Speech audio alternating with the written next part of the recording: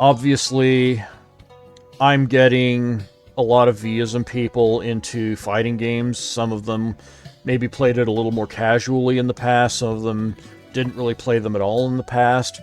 But it's really taking off well, and I'm happy about that. I have been going back and trying to find documentaries.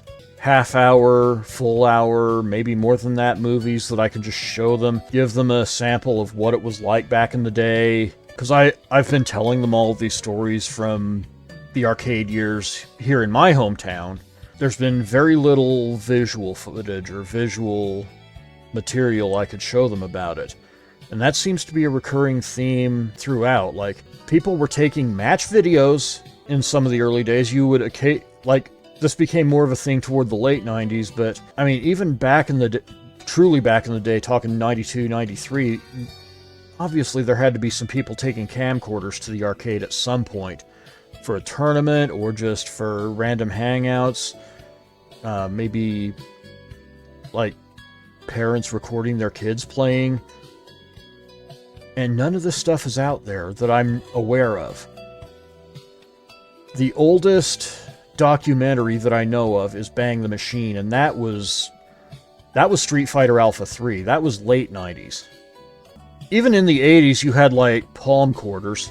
They were expensive as hell, but they existed, and yeah, I'm not talking about the huge, like, TV equipment or anything on a tripod or anything like that would be a little bit extra, but yeah, okay, so you know what I'm thinking of. But I really wish there was more material out there to that end. I wish we could do like a CSFA documentary or something of that nature.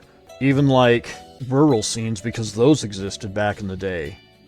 Like, even if you lived in some nowhere town, you probably had more than 10 Street Fighter II machines in your town. Ask me how I know. You would have people coming from the next town over, or the next county or two over, to see what nearby competition was like. There is a lot of material from the Street Fighter IV boom of 2009, which had the same energy, but not nearly as much of it, because the arcades were pretty much dead at that point. Player centralization was something that you had to organize online, whether through SRK, or we didn't even have Discord yet. Facebook was an option for that. You know, you started running tournaments. Most of them were happening at players' houses at that point. Like, one of my friends and I went down to a tournament in the state capitol, and it was some guy's basement where we had, like, 10 setups. I mean, it was a really nice house. It wasn't sketchy or anything. It was a great event, too, but that was kind of what it was like back then in Street Fighter IV. We weren't going to arcades or shopping malls or anything of that nature.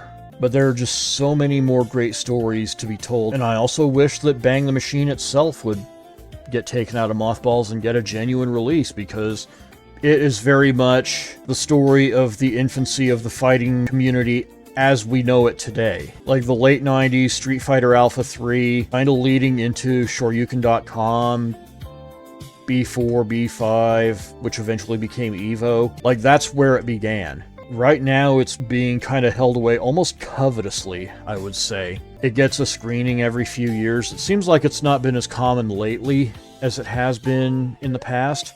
I don't imagine it's making a whole lot of money in its current form, in its current application. I don't know, like, maybe maybe they're extorting venues for $500,000 for a screening. I have no idea. It is just such an important piece of FGC history that I hate to see it, you know, tucked away as it currently is. But I also want to hear other stories from those years leading up to EVO getting told, like ECC6 and Justin Wong and the Rise of the East Coast.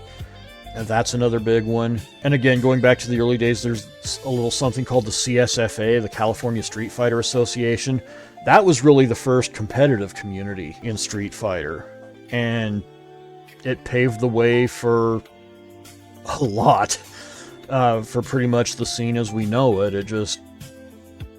It was a very, very limited sample size compared to what would come just 10 years later. It sucks that we don't have volumes of video recorded from it, but the people from those early scenes, like the people who were going to events for Champion Edition, for Hyper Fighting, Super Turbo even. We're all just in our 40s and 50s now. I think you could get some really good material just talking to people. Well, I mean in the scope of preservation, yes. Just. We're not senile. We still have recollection. We've probably got 20 good years left in us to that end. But I would like to see some of these stories get told in documentary form, talking about the CSFA, or sort of the emergence of Justin Wong at ECC 6, Justin versus Ricky. I am having a good time just taking other V-ism members into the Battle Hub and showing them around, and kind of giving them that experience of hanging out at the arcade with your friends, taking in generally meaningless matches, but stuff you can learn from, playing other stuff sometimes. It is genuinely a lot of fun. I just wish I could get some stuff to show them from those early days and show them how close the Battle Hub actually comes in a lot of regards. Like, the only thing it's missing is a fucking food court, right? If the Tsunami's a tournament, then yeah. I'm actually impressed with how good of an approximation it is to just showing up on a random weeknight for casual matches. Especially since it has other games in the Battle Hub besides Street Fighter 6. And a lot of those games are games that we had in our neighborhood arcades back in the early 90s. When there were too many people around the Street Fighter cabinets, or when we just had a bad night there.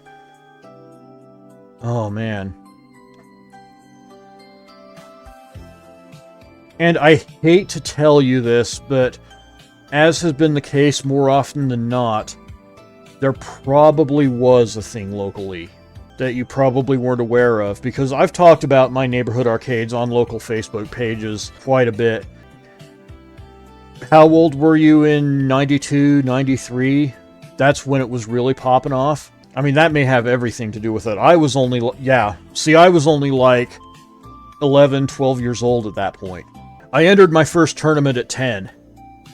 So, like, I was barely on the cusp of that. Yeah, I was lucky because the arcade was just a couple blocks from my house. If it wasn't for that, I probably would not have gotten into it as much as I did, because, like most nights, convincing my grandfather to drive me to the arcade on the other end of town was like pulling teeth. And I only had to start doing that if, one, after the pizzeria closed, or two, if I wanted to play TMNT rather than Street Fighter. Those were the two conditions. Maybe on a Sunday afternoon I would get lucky and he would feel like driving me across town. We were several miles from the town. Even walking to the... Oh, that sucks, man. So, the town that I grew up in for the first few years of my life was like that, and I thank my lucky stars that I was where I ended up in time for Street Fighter 2 to become a thing. Because I don't even want to think about... I don't want to drop town names because I might dox myself, but I don't know, maybe I'd just hop on my bike if I had one at that point, and that would be the solution. I really don't like thinking about it, though.